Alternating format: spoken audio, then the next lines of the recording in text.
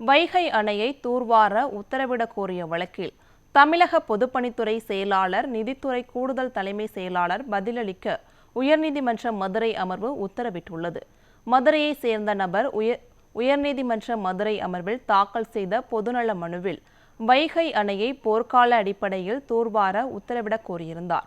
இந்த வழக்கு விசாரணையின் போது அரசு சார்பில் சுற்றுச்சூழல் தடையில்லா சான்று பெற காத்திருப்பதாக தெரிவிக்கப்பட்டது. இதையடுத்து மனுதாரர் தரப்பில் வைகை அணை கட்டப்பட்டதிலிருந்து தற்போது வரை தூர்வாரப்படவில்லை என கூறப்பட்டது.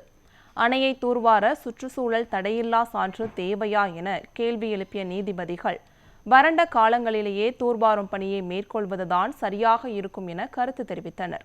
ஏற்கனவே மதுரை அமர்வு அணையை தூர்வாருமாறு உத்தரவிட்ட நிலையில் இதுவரை என்ன நடவடிக்கை எடுக்கப்பட்டுள்ளது என அறிக்கையை தாக்கல் செய்ய தமிழக பொதுப்பணித்துறை செயலாளர், நிதித்துறை கூடுதல் தலைமை செயலாளர், பொதுப்பணித்துறையின் தலைமை பொறியாளர் ஆகியோருக்கு உத்தரவிட்டு வழக்கை ஒத்திவைத்தனர்.